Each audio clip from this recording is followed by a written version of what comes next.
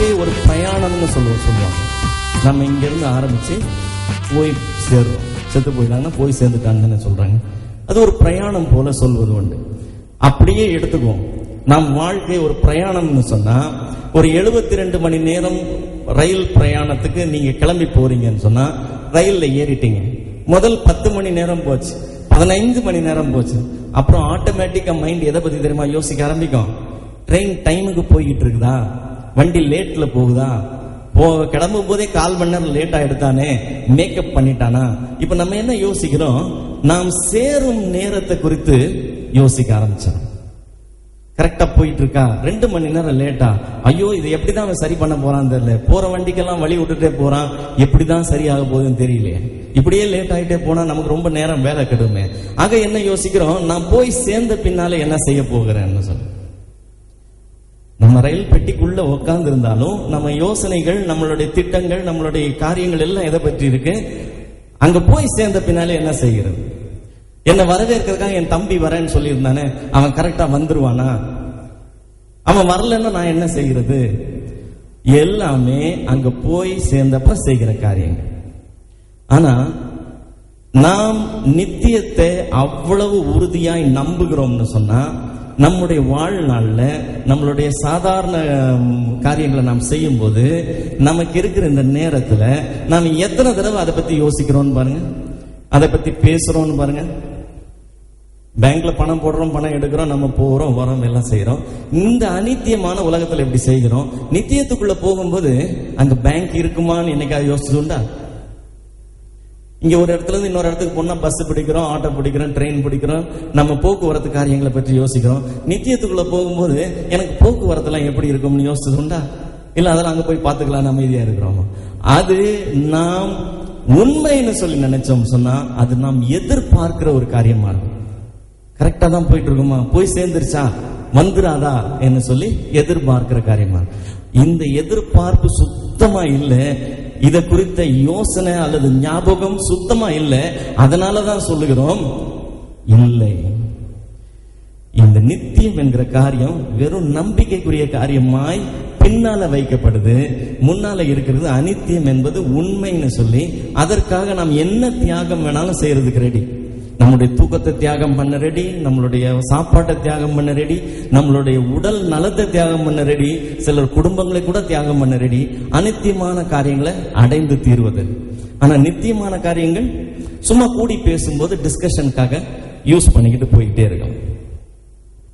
நித்தியம்னு சொல்லி நம்ம எதையுமே பார்த்ததில்லை, ஒரு எக்ஸாம்பிள் கூட நம்ம பார்த்ததில்லைன்னு சொன்னா அது எப்படி நம்புறதுன்னு சொல்லி சிலர் கேட்கணும். நீங்க சொல்றீங்க சரி, அது எப்படி இருக்குன்னு எனக்கு எப்படி கன்ஃபர்மேஷன், எனக்கு எப்படி தெரியும்? அது நல்ல கொஸ்டின். உனக்கு எப்படி தெரியும் என்பது நல்ல கொஸ்டின். இந்த நல்ல கொஸ்டினுக்கு ஆன்சர் என்னன்னு சொன்னா, நாம் சில காரியங்களை தெரிந்து கொள்வதற்கு நம்மளுடைய 5 அறிவை மட்டும் யூஸ் பண்றது இல்ல, நம்முடைய 6வது அறிவையும் யூஸ் பண்றோம். அந்த 6வது அறிவுக்கு பேரு பகுத்தறிவுன்னு சொல்லுகிறோம், அல்லது காமன் சென்ஸ் சொல்லணும். சிம்பிளா சொல்லணும்னா காமன் சென்ஸ் சொல்லணும். நான் கண்ணாடி முன்னாடி போய் நின்னேன்னு சொன்னா என்னுடைய உருவம் தெரியும், என்னுடைய மாம்சம் தெரியுது, என்னுடைய உருவம் தெரியும், அதுல என்னுடைய எலும்பு தெரியுது. என்னுடைய எலும்பு தெரியணும்னா நான் என்ன பண்றேன்? எக்ஸ்ரே மிஷின் முன்னாடி போய் நிக்கிறேன், எக்ஸ்ரேல என்னுடைய எலும்புகள்லாம் தெரியுது. ஆனா என்னுடைய உள்ள இருக்கிற உறுப்புகள் எல்லாம் அவ்வளவா தெரியல. அதெல்லாம் சரியா தெரியணும்னா நான் ஒரு ஸ்கேனிங் மிஷின் முன்னாடி போய் நிக்கிறேன், அது என்னுடைய உறுப்புகள் எல்லாம் தெளிவாய் காமிக்கும். நான் என்னுடைய உருவத்தை பார்த்துட்டேன், என்னுடைய எலும்பை பார்த்துட்டேன், என்னுடைய உள்ள இருக்கிற உறுப்புகள் எல்லாம் பார்த்துட்டேன். ஆனா நான் இன்னும் என்னுடைய உயிரை பார்க்கல. யாராவது உயிரை பார்த்திருக்கீங்க? நான் இன்னும் என்னுடைய உயிரை பார்த்தது. உயிருக்கு என்ன கலரு தெரியாது, உயிர் என்ன டேஸ்ட் தெரியாது, எவ்வளவு உயரம், எவ்வளவு அகலம், என்ன வெயிட் தெரியாது. ஆனா உயிர் இருக்குன்னு தெரியுமா? நல்லாவே தெரியும். அது எப்படி பார்க்கவே இல்லை, அது எப்படி இருக்கும்னு தெரியாது. ஆனா உயிர் இருக்குன்னு எப்படி தெரியும்? இது என்ன கேள்வி? நீங்க உயிர் இல்லைன்னா நீங்க இப்படி நின்று பேச மாட்டீங்க. சடலம் இதை செய்யாது. இதை ஒருத்தர் செய்யறாங்கன்னு சொன்னா அவங்களுக்குள்ள என்ன இருக்கு? உயிர் இருக்குன்னு அர்த்தம். இதை எந்த அறிவு உங்களுக்கு காமிக்குது? 5 அறிவு அல்ல, அந்த 6வது அறிவு சொல்லுது இது இருக்கு, இது இல்லைன்னா அது இருக்காது. ஒருத்தர் அதை சிம்பிளா சொன்னார், உன்னுடைய உடம்புல எலும்பு மாம்சம் எல்லாம் இருக்கு, இதெல்லாம் பயாலஜி. உன்னுடைய உடல்ல எலும்பு மாம்சம் எல்லாம் இருப்பது பயாலஜி. அதே டைம்ல உன்னுடைய ரத்தத்துல, உன்னுடைய உடம்பின் மற்ற பகுதிகளில், மற்ற காரியங்கள் எல்லாம் ஆசிட் இருக்கு, பேஸ் இருக்கு, அதெல்லாம் கெமிஸ்ட்ரி. இந்த உயிர் உன்னுடைய உடல்ல இருக்கிற வரைக்கும் தான் அந்த கெமிஸ்ட்ரி இந்த பயாலஜியை மேற்கொள்ளாதபடி தடுத்து நிறுத்தி வச்சிருக்குமா. என்னைக்கு அந்த உயிர் உன்னை விட்டு போகுதோ அன்னைக்கு அந்த கெமிஸ்ட்ரி என்ன பண்ணுமா, பயாலஜியை மேற்கொள்ளுமா. உடனே ஆசிடும் பேஸும் சேர்ந்து பிரிசிபிடேட் ஆயிரும், உன்னுடைய ரத்தம் உறைந்து போகும், உன்னுடைய மாம்சம் அழுகி போக ஆரம்பிக்கும், நேச்சுரலா நடக்க வேண்டிய காரியங்கள் எல்லாம் நடந்து ஏறும். அதை இந்நாள் வரைக்கும் தடுத்து நிறுத்துறது என்னது, உனக்குள்ள உயிர் இருக்குன்னு சொல்லி. ஆக இதெல்லாம் நடக்காம ஒருத்தன் இருக்கிறான்னு சொன்னா அவனுக்கு உயிர் இருக்குன்னு அர்த்தம். இதை என்னுடைய 6வது அறிவு சொல்லுது. இது சிம்பிள் காமன் சென்ஸ்.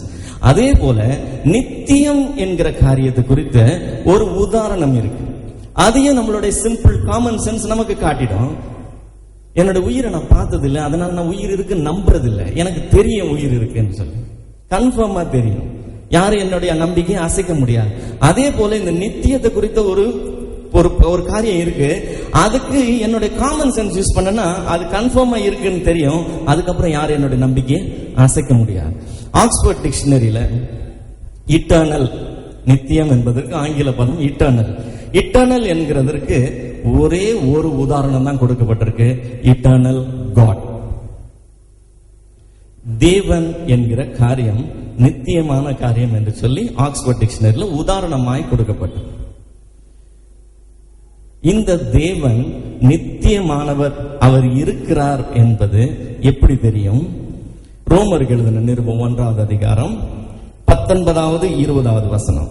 ரோமர் 1:19-20. தேவனை குறித்து அறியப்படுவது அவர்களுக்குள்ளே வெளிப்பட்டிருக்கிறது, தேவனே அதை அவர்களுக்கு வெளிப்படுத்தி இருக்கிறார். எப்படி என்றால், காணப்படாதவைகளாகிய அவருடைய நித்திய வல்லமை, தேவத்துவம் என்பவைகள் உண்டாக்கப்பட்டிருக்கிறவைகளினாலே உலகம் உண்டானது முதற்கொண்டு தெளிவாய் காணப்படும். ஆதலால் அவர்கள் போக்கு சொல்ல இடமில்லை. உலகம் உண்டானது முதல் தெளிவாய் ஒரு காரியம் காணப்படுமா?